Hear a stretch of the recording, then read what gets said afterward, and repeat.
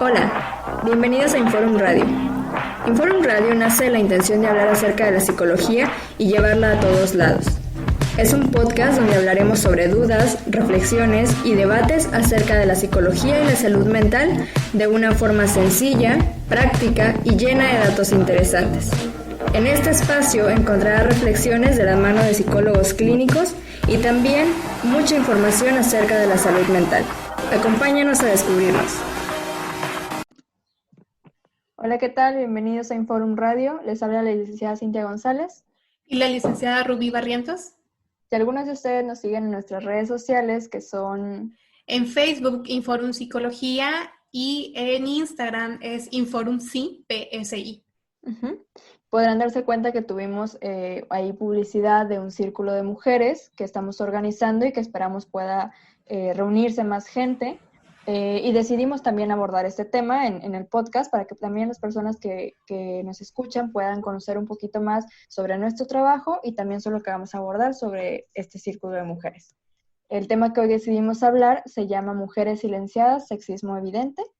Y vamos a comenzar a hablar un poquito sobre esto de pues, la incredulidad, el conocimiento de los límites, los problemas en la invisibilidad de actos sexuales o de la culpabilización de las víctimas, todo lo que tenga que ver con violencia, y pues también la misma aceptación social o la manera en la que la sociedad reacciona ante estas cuestiones.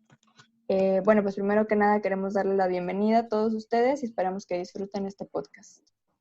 Así es, y además si tienen alguna duda, alguna pregunta o incluso algún comentario, sin duda nos los pueden hacer llegar a través de las redes sociales que nuevamente mencionaremos, que es en Facebook Inforum Psicología, en Instagram como Inforum PSI, y ahí también tenemos una línea telefónica, la cual es 81 16 59 93 04. Entonces comenzamos con el tema y esperamos les agrade. Bueno, pues primero que nada, primero hablar del por qué hablamos de esto, por qué nos interesa. Y pues, bueno, tanto el círculo de lectura, o el círculo de mujeres, mejor dicho, surge del objetivo de pensar un poquito despuesito del 9 de marzo, cuando fue el paro. Nosotros, el mayor alcance que se pueda tener o la mayor cercanía que pueda haber con las mujeres y pues dar a conocer diversos temas sobre el feminismo y pues identificarlo también entre nosotros, porque es importante mencionar que el feminismo no se queda nada más en nuestra generación, sino es algo que tenemos que observar y reflexionar también para que no suceda en las próximas generaciones o se vuelva algo que es pues habitual y que lo vayamos como pasando de una época a otra, sino pensar un poco, reflexionarlo y así pues evitar que sucedan las mismas cosas o pensarlo de otra manera. Claro, a raíz de todos estos movimientos que están surgiendo, que en su momento la verdad fueron de un gran impacto, creo que se habló, se pensó y fue algo que movilizó mucho al momento de que surgió, creo que desde que surgió la idea, ¿no? De hacer un paro que se convirtió en tendencia, luego comenzó a través de redes sociales, de los medios de comunicación oficiales. Entonces, me parece que es un tema que mueve mucho, realmente, en muchos sentidos, tanto a mujeres y hombres, o bueno, mejor dicho, a todos los miembros de la sociedad en la que estamos. Es un tema que comienza a movilizar y creo que es importante poder abordarlo, es importante poder darle un lugar, ¿no? A que se ha expresado incluso desde...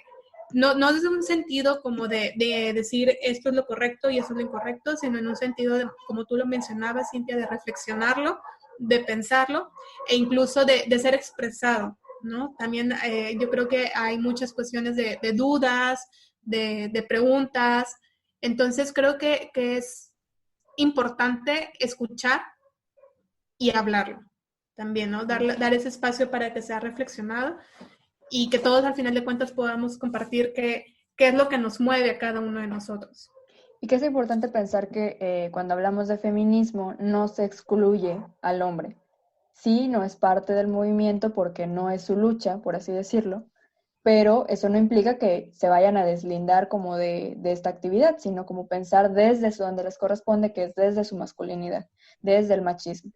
Y me he topado con varios círculos de hombres que me parece una muy buena propuesta en donde reflexionan acerca de su historia familiar, la historia social, ciertas, digamos que rituales que tienen o ciertos tabús que tienen, y que pensando en ellos y reflexionando en ellos se pueden dar cuenta de las cosas que pasan. Entonces, algo así podemos trabajar en un círculo de mujeres, pero pensado como en esto de, bueno, ¿de dónde descubro mi feminidad?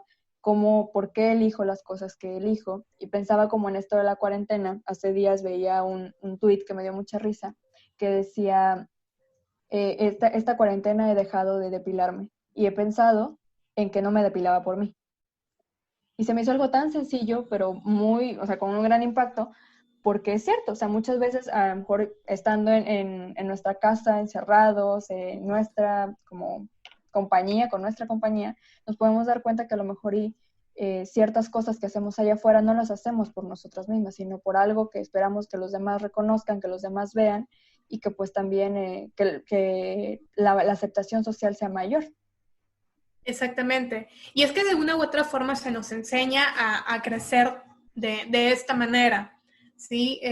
Si nos ponemos a pensar a lo mejor desde que somos, o hacemos como memoria desde que estamos iniciando a lo mejor la vida escolar, ¿qué es lo que nos dicen los papás? Cuando termines un trabajo y le preguntas a la maestra si así está bien, ¿no? Entonces, son conductas que realmente vamos aprendiendo y que también son buenas en reflexionarlas, en darles un espacio y pensar que hasta qué grado nosotros hacemos las cosas, como tú bien lo mencionabas, por una cuestión de aceptación social, o también es como algo en lo cual nosotros rotundamente creemos que es lo que tenemos que hacer, ¿no?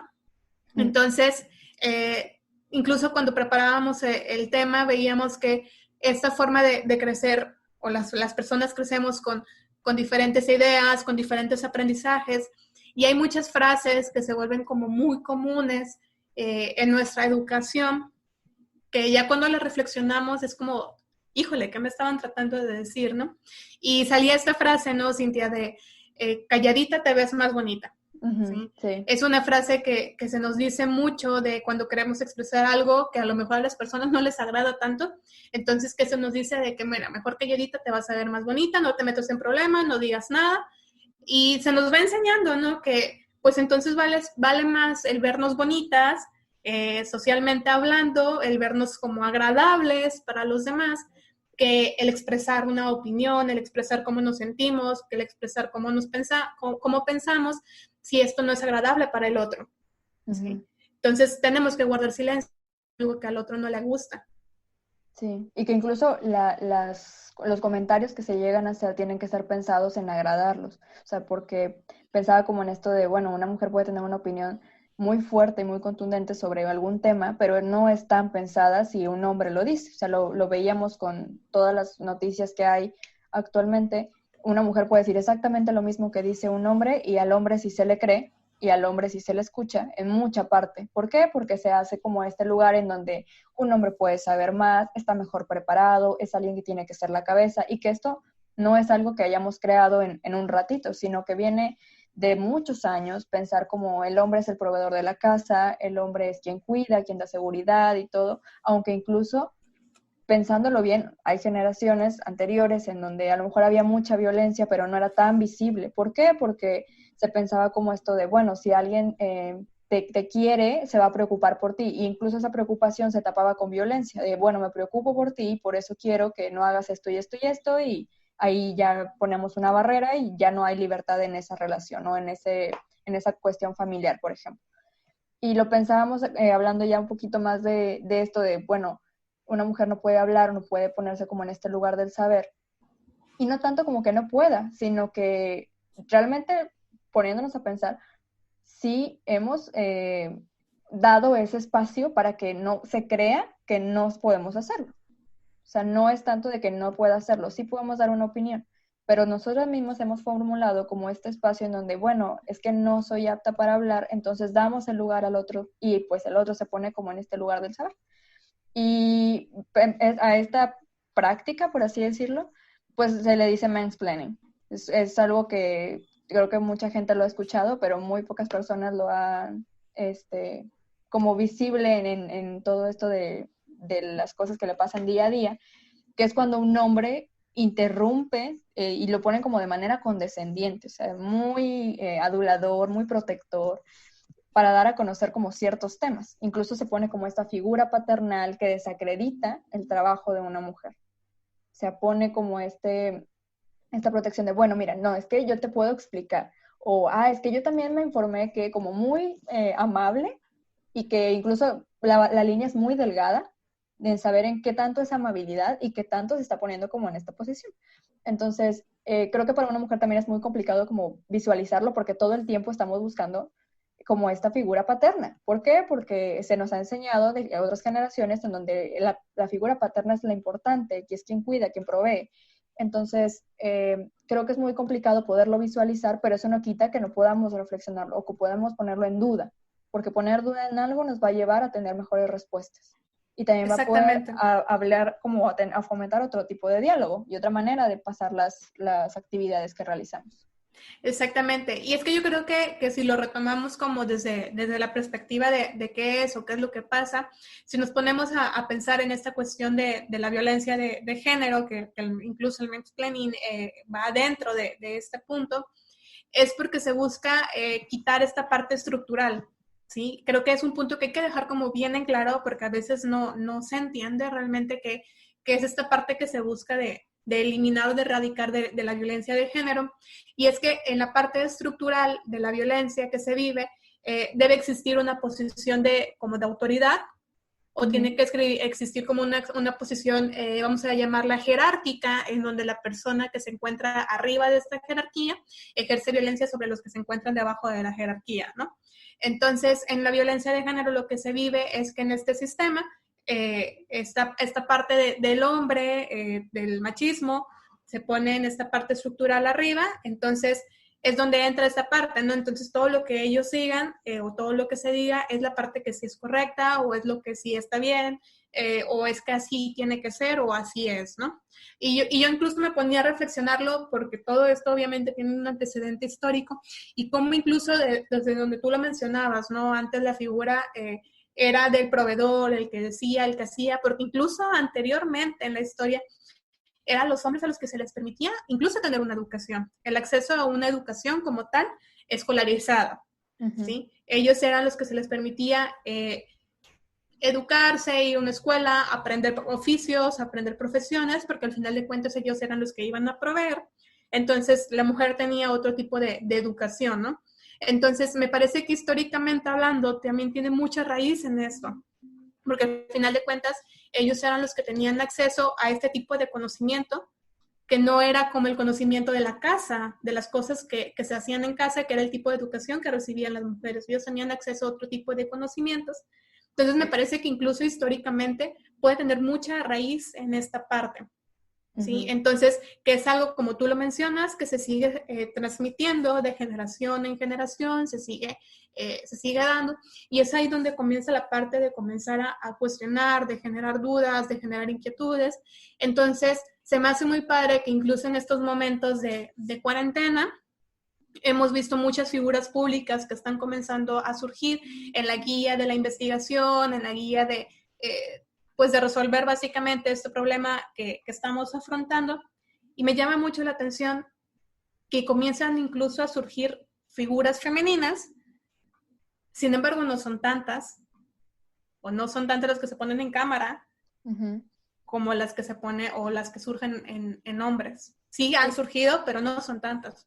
Y pensando como en esto de, bueno, sí, por ejemplo, ya después todas tuvimos un acceso a la educación, o la mayoría de las mujeres, porque digo, también no hay que olvidarnos que hay una cuestión económica de por medio. Tuvimos acceso a la educación, al internet, a tecnologías y eso, pero eso no quita que muchos hombres están enseñando o que se enseñaron a explicar cosas de acuerdo a su visión.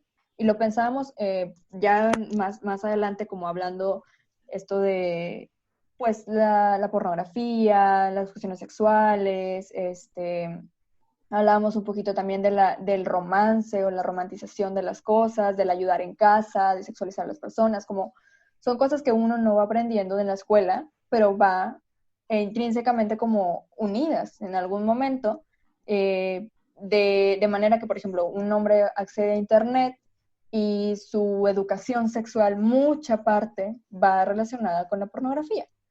sí, o sea, todos nos dan clases de sexualidad en la escuela, pero nadie se detiene como a pensar en, pues, la erotización